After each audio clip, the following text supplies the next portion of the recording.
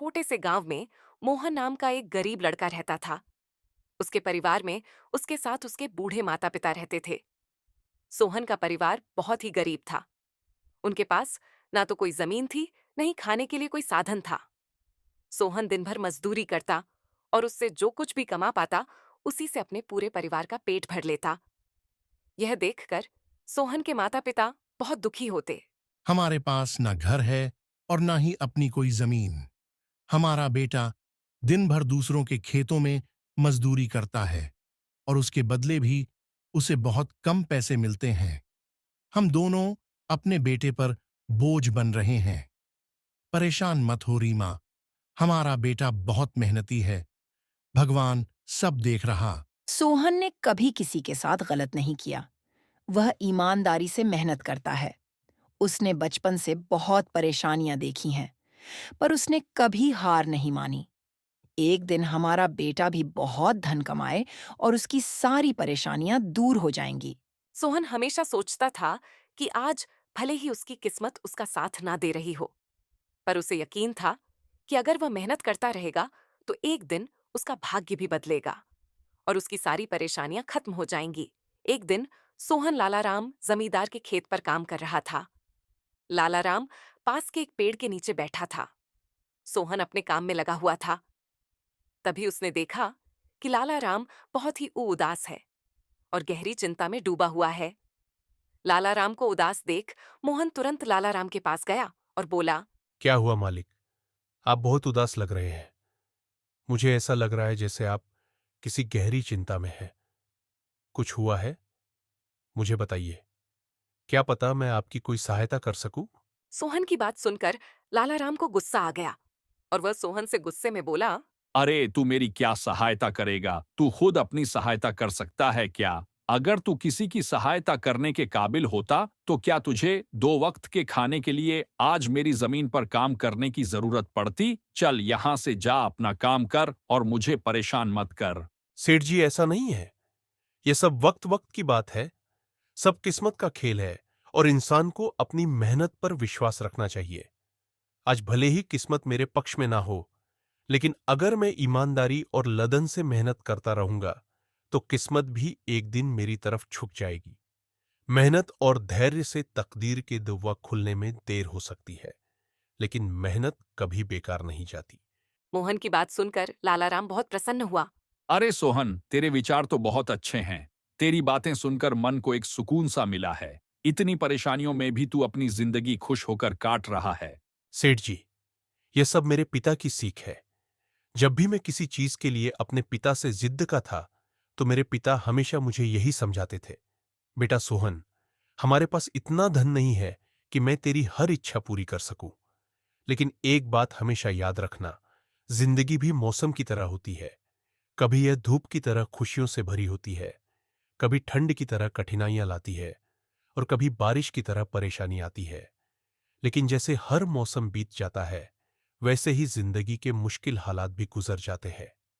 बस धैर्य और हिम्मत बनाए रखना जरूरी है, क्योंकि एक दिन सब कुछ ठीक हो ही जाता है। अरे वाह, लगता है तेरे पिता बहुत ही नेक इंसान है। किसी दिन मैं भी उनसे जरूर मिलूंगा। अरे सोहन, मैं एक बहुत बड़ी परेशानी में फंस गया हूँ। मुझे अपनी परेशानी का कोई भी हल नजर नहीं आ रहा है। सेठ जी, एक बार मुझे बताइए तो, क्या पता आपकी परेशानी का कोई हल निकल ही जाए। सोहन, हमारे गांव में मेरे पिता की एक पुश्तैनी जमीन थी जो काफी पीढ़ियों से हमारे पास थी।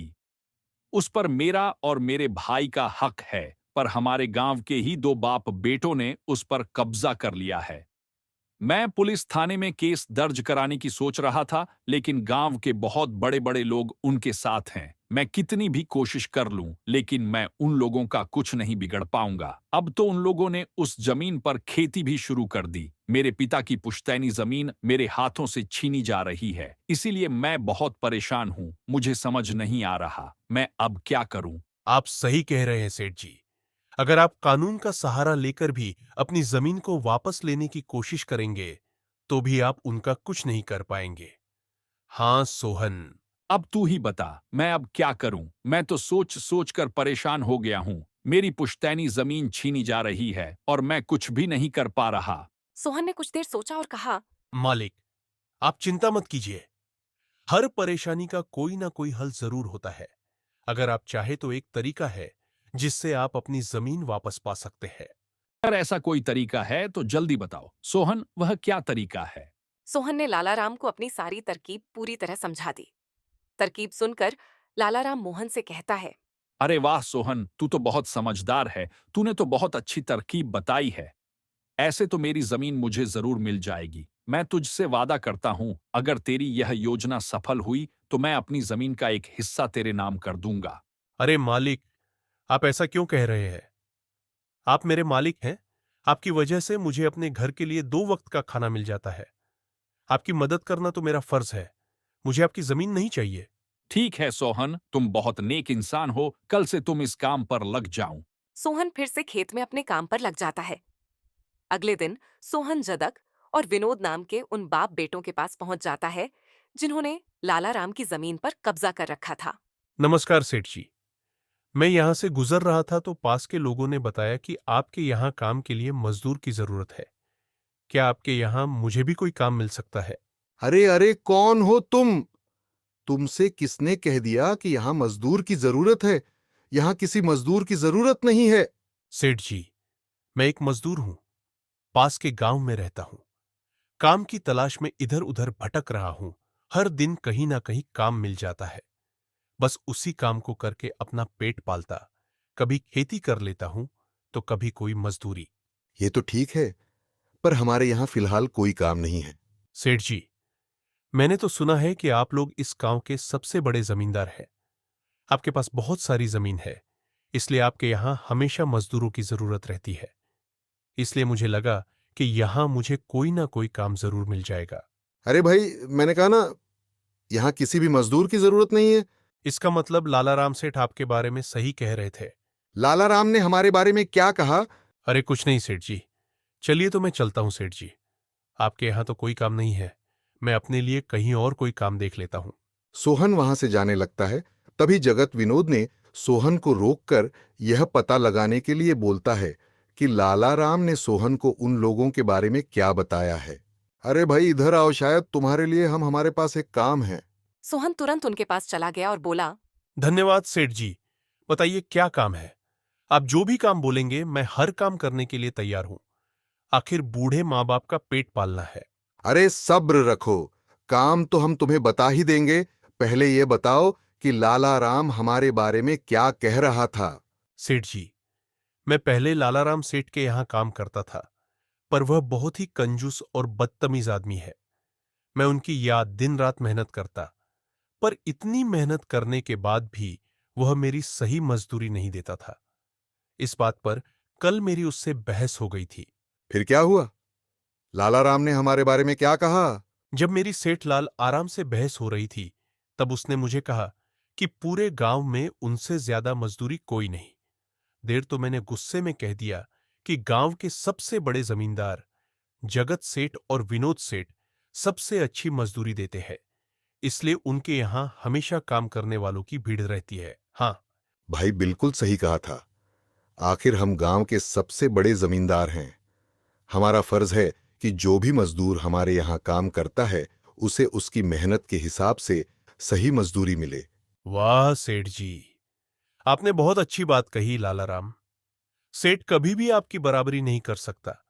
वह तो शायद आपके जितना भी नहीं सोच सकता। जगत और विनोद सोहन की चापल से भरी बातों में आ जाते हैं और उसे अपने यहाँ काम पर रख लेते हैं। चलो, अब काम की बात करते हैं। तुम एक अच्छे इंसान लगते हो। हमें अपने खेत पर काम करने के लिए तुम्हारे जैसे ही एक मजदूर की जरूरत है। कल से ही काम पर आ जाना। कुछ दिन ऐसे ही बीत गए। एक दिन जगत अपने बेटे विनोद से बोला, विनोद बेटा, यह सोहन तो बहुत मेहनती है। यह अकेले ही 4 लोगों का काम कर देता है। अच्छा हुआ कि हमने इसे रोक लिया। पिताजी, आप सही कह रहे हो। सोहन बहुत मेहनती है। इसके जितना काम शायद ही कोई और करता होगा। ये पूरा दिन यहाँ काम पर अकेला लगा रहता है। सोहन की ने जगत और विनोद का दिल जीत लिया। कुछ दिन और बीत गए। एक शाम जगत और विनोद अपने खेतों का दौरा कर रहे थे। जब वे अपने खेत पर पहुंचे तो देखा कि सोहन इतने देर तक भी काम कर रहा था। भाई, अब तो रात होने वाली है। तुम इतनी देर तक काम क्यों कर रहे हो? अब घर जाओ और आराम कर लो। सेठ जी, हमारी किस्मत में आराम कहाँ है?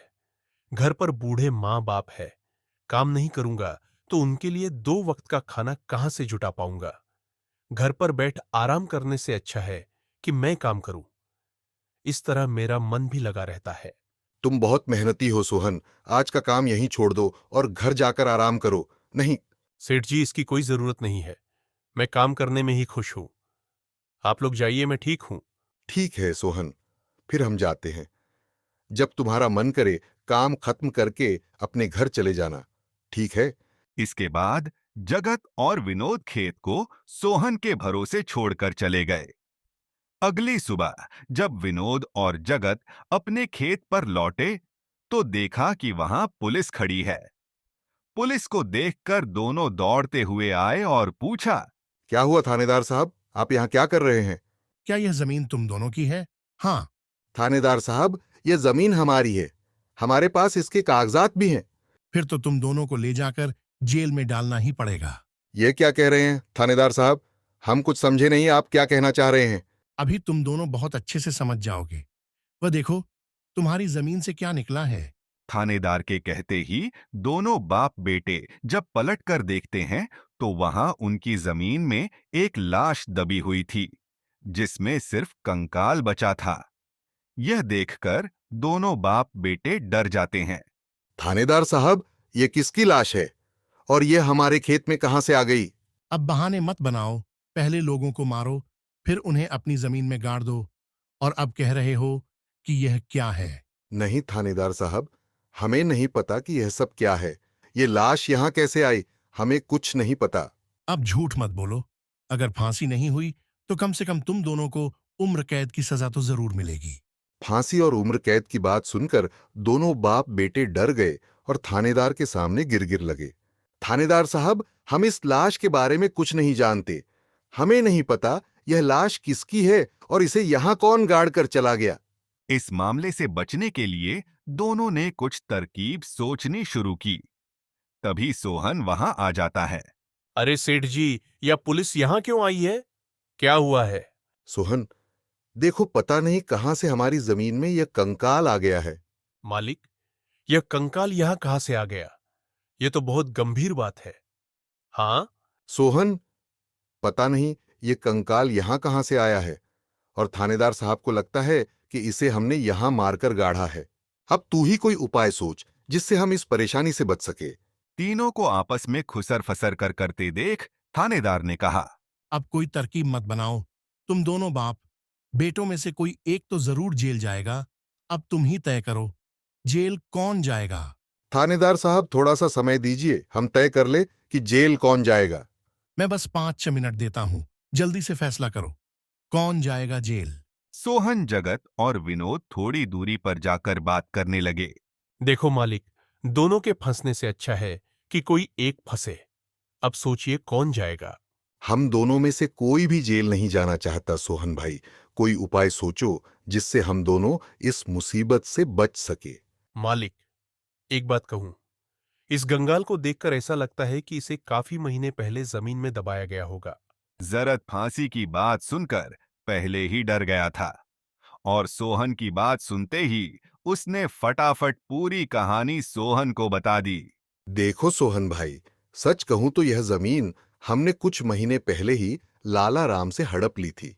विनोद की बात सुनकर मोहन ऐसा दिखाने लगा जैसे उसे कुछ पता ही ना हो। क्या क्या कहा मालिक? आपने यह जमीन हड़पी थी? मुझे कुछ समझ नहीं आ रहा। जरा साफ साफ बताइए। जदक ने जमीन हड़पने की पूरी कहानी सोहन को बताई। पूरी कहानी सुनने के बाद सोहन ने कहा, मालिक, मेरे पास एक तरकीब है जिससे सांप भी मर जाएगा और लाए ही भी नहीं टूटेगी। जल्दी बताओ सोहन भाई, क्या तरकीब है?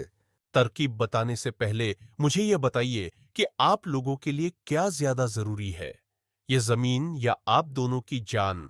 सोहन, इसमें पूछने वाली कौन सी बात है? हमारे लिए जमीन से ज्यादा हमारी जान प्यारी है।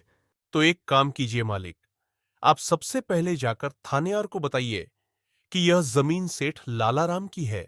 आप उनसे बोलिए कि हमने तो कुछ महीने पहले ही यह जमीन बस काम करने के लिए उनसे ली थी।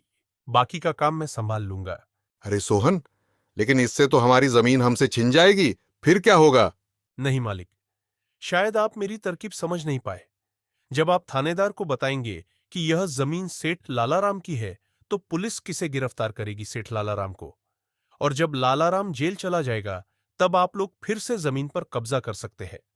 इससे आप लोग भी जेल जाने से बच जाओगे और जमीन भी आपके ही के पास रहेगी।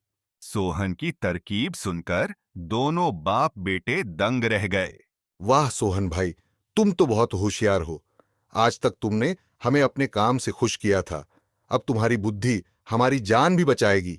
इसके बाद तीनों थानेदार के पास गए और मोहन ने जो कुछ कहा था वही बात दोनों बाप बेटे थानेदार से कहने लगे। थानेदार साहब, यह जमीन हमारी नहीं है। हमने कुछ महीने पहले ही काम करने के लिए यह खेत लालाराम सेठ से लिया था। जब खुद फंस गए हो तो अब किसी और को फंसाकर अपनी जान बचाना चाहते हो। ना साहब, अगर आपको हमारी बात पर यकीन नहीं हो रहा तो आप सोहन से पूछ लीजिए। वह हमारे साथ बस कुछ दिनों से ही काम कर रहा है। इससे पहले वह सेठ लालाराम के यहां काम करता था। बोलो सोहन, यह जमीन किसकी है? थानेदार साहब, यह जमीन सेठ लालाराम की है। जगत सेठ और विनोद सेठ ने तो बस कुछ समय से इस जमीन पर खेती कराना शुरू किया है। सोहन की बात सुनकर थानेदार ने सोहन से कहा। सेठ लालाराम को बुलाने के लिए कहो। सोहन, तुम एक काम करो, जाओ और सेठ लालाराम को बुलाकर लेकर आओ। सोहन तुरंत जाकर सेठ लालाराम को बुला लेता है, परंतु लालाराम अपने साथ गांव के सरपंच को भी अपने साथ ले आता है। यहाँ क्या हो रहा है? यहाँ इतने लोग क्यों जमा है? देखिए सरपंच जी, इन दोनों की जमीन से एक कंकाल निकला है और अब यह लोग कह रहे हैं कि यह जमीन इनकी नहीं है बल्कि सेठ लालाराम की है। थानेदार ने सरपंच जी को पूरी कहानी सुना दी। अपने आप को फंसा देख जगत ने सरपंच से कहा। नहीं सरपंच जी, यह जमीन हमारी नहीं है। हम यहां बस कुछ समय से काम कर रहे हैं। आप हमारे मजदूर मोहन से पूछ लीजिए। हाँ थानेदार साहब, यह जमीन सेठ लालाराम की है। मैं कैसे मान लूं कि यह जमीन लालाराम की है? हमारे यहाँ का थानेदार तो कह रहा था कि इस जमीन पर कोई केस चल रहा है और इस जमीन पर तुम्हारा कब्जा था, और अब तुम कह रहे हो कि यह जमीन लालाराम की है। नहीं साहब, हमने लालाराम के साथ धोखा किया था। हम बस इस जमीन को हड़पना चाह रहे थे, लेकिन अब हमें यह जमीन नहीं चाहिए। अगर आप चाहे तो हम केस भी वापस ले लेंगे। थानेदार साहब, आप जाइए, बाकी का काम अब हम संभाल लेंगे। सरपंच के कहने पर थानेदार वहां से चला जाता है। सरपंच ने लालाराम से कहा। अब बताओ, यह कंकाल यहाँ कैसे आया? तुमने किसे मारकर यहाँ गाड़ा है? अरे साहब, यह तो नकली कंकाल है। इन दोनों ने मिलकर मेरी जमीन हड़प ली। मैंने और मोहन ने मिलकर यह तरकीब सोची थी ताकि इन दोनों से सच निकलवा सके। लालाराम की बात सुनते ही दोनों बाप बैठ के पैर तले जमीन खिसक गई। यह हम दोनों की साजिश थी। इन लोगों के मुंह से सच निकलवाने के लिए सोहन को इस योजना में शामिल देखकर दोनों बाप बेटों को समझ आ गया कि यह सब सेठ लालाराम और मोहन की मिली भगत थी। दोनों बाप बेटों के पास अपनी गलती मानने के सिवा कोई चारा नहीं था। हमें माफ कर दीजिए सरपंच जी, हम लालच में आ गए थे। हमें माफ कर दीजिए। हम आज के बाद यह गलती कभी नहीं करेंगे और यह जमीन भी सेठ लालाराम को वापस दे देंगे। जगत और विनोद दोनों सरपंच और सेठ लालाराम से माफी मांगने लगे। दोनों को इतना गिड़गिड़ा देख लालाराम ने उन्हें माफ कर दिया। सरपंच ने भी उन्हें जेल नहीं भेजा और सेठ लालाराम ने अपना केस वापस ले लिया।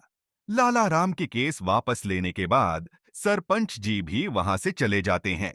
धन्यवाद सेठ लालाराम जी, आपने हमें माफ कर दिया। आज के बाद हम ऐसी गलती कभी नहीं करेंगे। ठीक है जगत, कोई बात नहीं, मैंने तुम्हें माफ किया। बस याद रखना कि एक जमीन के टुकड़े के लिए तुम अपनों के साथ कभी गलत नहीं करना। बुरे समय में तुम्हारे अपने ही तुम्हारे साथ खड़े होंगे। जमीन का क्या है, कभी मेरी तो कभी तुम्हारी। आखिर में सेठ लालाराम ने सोहन को जमीन का एक हिस्सा दे दिया और उसे जमीन का मालिक बना दिया। सोहन, जैसा कि मैंने वादा किया था, जिस जमीन पर तुम काम कर रहे थे, आज से वह जमीन तुम्हारी है और अब तुम उसके मालिक हो। नहीं मालिक, इसकी कोई जरूरत नहीं है।